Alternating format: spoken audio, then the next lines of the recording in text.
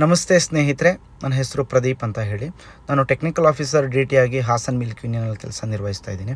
ಮೊದಲನೇದಾಗಿ ಇವತ್ತಿನ ಟಾಪಿಕ್ ಬಂದು ಹಾಸನ ಹಾಲು ಒಕ್ಕೂಟದ ಸ್ವೀಕರಣೆ, ಶೇಖರಣೆ, ಸಂಸ್ಕರಣೆ ಮತ್ತು ಪ್ಯಾಕಿಂಗ್ ಮತ್ತು ಡಿಸ್ಟ್ರಿಬ್ಯೂಷನ್ ಇದು ಹೇಗೆ ನಡೆಯುತ್ತೆ ಅಂತ ಹೇಳಿ.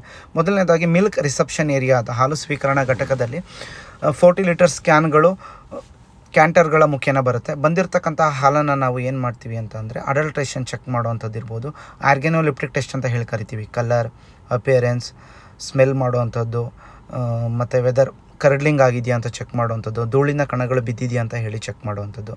ಹೀಗೆ ರಿಸೆಪ್ಷನ್ ಡಾಕಲ್ಲಿ ಹಾಲಿನ ಗುಣಮಟ್ಟವನ್ನು ನಾವು ನಿರ್ಧರಿಸ್ತೀವಿ, ಇದು ಕುಡಿಯಲು ಯೋಗ್ಯನಾ ಇಲ್ವಾ ಅಂತ ಹೇಳಿ. ನಿರ್ಧರಿಸಿದ ನಂತರ ಆ ಹಾಲನ್ನು ನಾವು ವೇಮೆಂಟ್ ಮಾಡುವಂಥದ್ದು. ಇದರಲ್ಲಿ ಆಟೋ ವೇಮೆಂಟ್ ಇರುತ್ತೆ. ಈಚ್ ಕ್ಯಾನ್ಗಳ ಹಾಲನ್ನು ನಾವು ಅಂದರೆ ಒಂದು ಸಂಘದಲ್ಲಿ ಬಂದಿರತಕ್ಕಂಥ ಹಾಲನ್ನು ನಾವು ಆಟೋ ವೇಮೆಂಟ್ ಮಾಡ್ತೀವಿ. ವೇಮೆಂಟ್ ಮಾಡಿದ ನಂತರ ನಾವು ಕ್ಯಾನ್ಗಳನ್ನು ವಾಷಿಂಗ್ಗೆ ಕಳಿಸ್ತೀವಿ. ಕಂಟಿನ್ಯೂಸ್ ಕ್ಯಾನ್ ವಾಷಿಂಗ್ ಮಷೀನಲ್ಲಿ ಪ್ರೀ ರಿನ್ಸ್ ಇರುತ್ತೆ, ಫಸ್ಟ್ ರಿನ್ಸ್ ಇರುತ್ತೆ, ಡಿಟರ್ಜೆಂಟ್ ರಿನ್ಸ್ ಇರುತ್ತೆ, ಮತ್ತು ಫೈನಲ್ ರಿನ್ಸ್ ಇರುತ್ತೆ, ಮತ್ತು ಹಾಟ್ ಏರ್ ಡ್ರೈಯರ್ ಅಂತ ಹೇಳಿ, ಮತ್ತು ಟಿಲ್ಟಿಂಗ್ ಡಿವೈಸ್ ಮುಖೇನ ಕ್ಯಾನ್ಗಳನ್ನ ನಾವು ಕಲೆಕ್ಟ್ ಮಾಡಿ ತೊಗೊಂಡು ಹೋಗ್ತೀವಿ.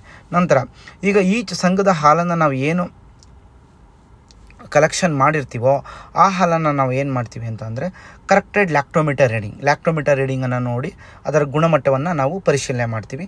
ಮತ್ತು ಫ್ಯಾಟ್ ಕಂಟೆಂಟ್ ಅಂದರೆ ಹಾಲಿನಲ್ಲಿರ್ತಕ್ಕಂಥ ಕೊಬ್ಬಿನಂಶದ ಆಧಾರದ ಮೇಲೆ ಮತ್ತು ಕರೆಕ್ಟೆಡ್ ಲ್ಯಾಕ್ಟೋಮೀಟರ್ ರೀಡಿಂಗ್ನ ಆಧಾರದ ಮೇಲೆ ಅಂದರೆ ಫ್ಯಾಟ್ ಮತ್ತು SNF ಆಧಾರದ ಮೇಲೆ ಹಾಲಿಗೆ ನಾವು ಪ್ರೈಸಿಂಗ್ ಮಾಡುವಂಥದ್ದು.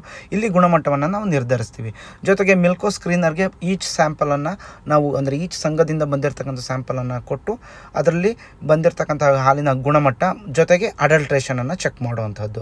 ಅಡಲ್ಟ್ರೇಷನನ್ನು ಚೆಕ್ ಮಾಡಿದ ನಂತರ ನಾವು ಓಕೆ ಮಾಡ್ಕೋತೀವಿ. ನಂತರ ಮಿಲ್ಕ್ ಪ್ರೊಸೆಸಿಂಗ್ ಏರಿಯಾಗೆ ಬಂದರೆ ಮೊದಲನೇದಾಗಿ ಮಿಲ್ಕ್ ಏನು ಇನ್ಕಮಿಂಗ್ ಮಿಲ್ಕ್ ಬಂತು ವೇಮೆಂಟ್ ಮುಖೇನ, ಆ ಮಿಲ್ಕನ್ನು ನಾವು ಚಿಲ್ಲರ್ಗಳ ಮುಖೇನ ಅಂದರೆ ಚಿಲ್ಲರ್ ಅಂತ ಹೇಳಿದ್ರೆ ಇನ್ಕಮಿಂಗ್ ಮಿಲ್ಕ್ ಏನು ಬರುತ್ತೆ ಅದನ್ನು ನಾವು ಕೂಲ್ ಮಾಡುವಂಥದ್ದು. ಅಂದರೆ ಬಿಲೋ 4 ಡಿಗ್ರಿ ಸೆಲ್ಸಿಯಸ್ ಉಷ್ಣಾಂಶತೆಗೆ ಕೂಲ್ ಮಾಡಿ ಆ ಕೂಲ್ ಮಾಡಿರ್ತಕ್ಕಂಥ ಹಾಲನ್ನು ನಾವು ಸೈಲೋಗಳಲ್ಲಿ ಸಂಗ್ರಹಣೆ ಮಾಡ್ತಾ ಹೋಗ್ತೀವಿ. ಅಂದರೆ ಇನ್ಕಮಿಂಗ್ ಮಿಲ್ಕ್ ಬರೋವಂಥದ್ದನ್ನು ನಾವು ಏನಕ್ಕೆ ಚಿಲ್ ಮಾಡ್ತೀವಿ ಅಂತ ಹೇಳಿದ್ರೆ ಅದರಲ್ಲಿರ್ತಕ್ಕಂಥ ಸೂಕ್ಷ್ಮಾಣುಜೀವಿಗಳ ಕೌಂಟ್ಸ್ ಏನಿದೆ ಅದನ್ನು ನಾವು ಸ್ಟಾಪ್ ಮಾಡೋ ಉದ್ದೇಶದಿಂದ ನಾವು ಬರುವಂಥ ಮಿಲ್ಕನ್ನು ನಾವು ಇಮಿಡಿಯೇಟಾಗಿ 4 ಡಿಗ್ರಿ ಸೆಲ್ಸಿಯಸ್ಗೆ ಚಿಲ್ ಮಾಡ್ತೀವಿ. ಚಿಲ್ ಮಾಡಿದ ನಂತರ ಹಾಲನ್ನು ನಾವು ಸೈಲೋಗಳಲ್ಲಿ ಶೇಖರಣೆ ಮಾಡ್ತೀವಿ. ಶೇಖರಣೆ ಮಾಡಿದ ನಂತರ ಆ ಹಾಲನ್ನು ನಾವು ಮಿಲ್ಕ್ ಪ್ಯಾಶ್ಚರೈಸರ್ಗೆ ತಗೊಳ್ತೀವಿ. ಇಲ್ಲಿ ಮಿಲ್ಕ್ ಪ್ಯಾಶ್ಚರೈಸೇಷನ್ ಅಂತ ಅಂದರೆ ಅದರ ಮುಖ್ಯ ಉದ್ದೇಶ ಏನು ಅಂತ ಅಂದರೆ ಒಂದು 72 ಡಿಗ್ರಿ ಸೆಲ್ಸಿಯಸ್ ಫಾರ್ 15 ಸೆಕೆಂಡ್ಸ್ಗೆ ಹೋಲ್ಡ್ ಮಾಡೋದ್ರ ಮುಖೇನ ಹಾಲಿನಲ್ಲಿರ್ತಕ್ಕಂತಹ ರೋಗಕಾರಕ ಸೂಕ್ಷ್ಮಾಣುಜೀವಿಗಳನ್ನು ನಾವು ಕಿಲ್ ಮಾಡಬಹುದು. ಇದರಿಂದ ಹಾಲಿಂದು ಕೀಪಿಂಗ್ ಕ್ವಾಲಿಟಿ ಜಾಸ್ತಿ ಬರುತ್ತೆ. ಮತ್ತು ಅಂದರೆ ಅದರಲ್ಲಿರ್ತಕ್ಕಂಥ ರೋಗಕಾರಕ ಸೂಕ್ಷ್ಮಾಣುಜೀವಿಗಳ ಕಿಲ್ ಆಯಿತು ಅಂತಂದರೆ ಆಟೋಮೆಟಿಕಲ್ ಅದು ಕುಡಿಯಲು ಯೋಗ್ಯವಾಗಿರುತ್ತೆ. ಈ ಉದ್ದೇಶದಿಂದ ನಾವು ಮಿಲ್ಕ್ ಪ್ಯಾಶ್ಚರೈಸೇಷನ್ ಮಾಡ್ತೀವಿ.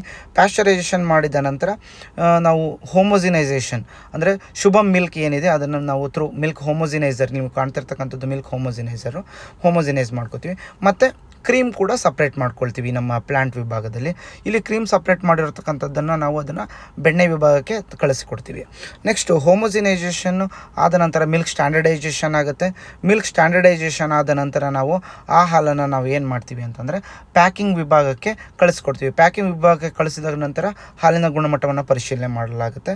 ಪರಿಶೀಲನೆ ಮಾಡಿದ ನಂತರ ನಮ್ಮ ಏನು ಸ್ಟ್ಯಾಂಡರ್ಡ್ಸ್ ಇದೆ ಆ ಸ್ಟ್ಯಾಂಡರ್ಡ್ಸ್ನ ರೀಚ್ ಆದ ನಂತರ ಪ್ಯಾಕಿಂಗ್ ವಿಭಾಗದಲ್ಲಿ ಹಾಲನ್ನು ನಾವು ಪ್ಯಾಕ್ ಮಾಡ್ತಾ ಹೋಗ್ತೀವಿ. ಪ್ಯಾಕ್ ಮಾಡಿದ ನಂತರ ಎಗೇನ್ ನಾವು ಆ ಮಿಲ್ಕನ್ನು ತಗೊಂಡೋಗಿ ಕೋಲ್ಡ್ ಸ್ಟೋರೇಜ್ನಲ್ಲಿ ಸ್ಟೋರ್ ಮಾಡ್ತಾ ಹೋಗ್ತೀವಿ. ನಮ್ಮಲ್ಲಿ ಪ್ಯಾಕಿಂಗ್ ಸೆಕ್ಷನ್ ಏನಿದೆ, ಮಿಲ್ಕ್ ಪ್ಯಾಕಿಂಗ್ ಸೆಕ್ಷನ್ ಇದೆ, ಮತ್ತು ಕರ್ಡ್ಸ್ ಪ್ಯಾಕಿಂಗ್ ಸೆಕ್ಷನ್ ಇದೆ, ಬಟರ್ ಮಿಲ್ಕ್ ಪ್ಯಾಕಿಂಗ್ ಸೆಕ್ಷನ್ ಇರುತ್ತೆ.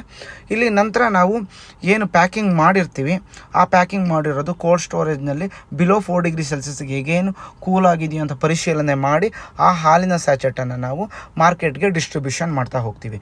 ನಂತರ ಈಗ ನೀವು ಕಾಣ್ತಾ ಇರ್ತಕ್ಕಂತಹದ್ದು ಬಂದು ಕೋಡಿಂಗ್ ಅಂತ ಹೇಳಿ. ಈ ಕೋಡಿಂಗಲ್ಲಿ ಮಿಲ್ಕ್ದು ಯೂಸ್ ಬೈ ಡೇಟು ಮತ್ತು ಮ್ಯಾನುಫ್ಯಾಕ್ಚರ್ ಡೇಟನ್ನು ನಾವು ಇಲ್ಲಿ ನಮೂದನೆ ಮಾಡ್ತೀವಿ. ಓಕೆನಾ. ಇನ್ನು ನಂತರ ಅದನ್ನು ಹೊರತುಪಡಿಸಿದ್ರೆ ಹಾಸನ ಹಾಲು ಒಕ್ಕೂಟದಲ್ಲಿ ಏನು ಹಾಲು ಬರುತ್ತೆ ಬರ್ತಿರ್ತಕ್ಕಂಥ ಪ್ರತಿಯೊಂದು ಹಾಲು ಏನಿದೆ ಉತ್ತಮ ಗುಣಮಟ್ಟದ್ದಾಗಿದ್ದು ಕುಡಿಯಲು ಯೋಗ್ಯವಾಗಿರುತ್ತೆ.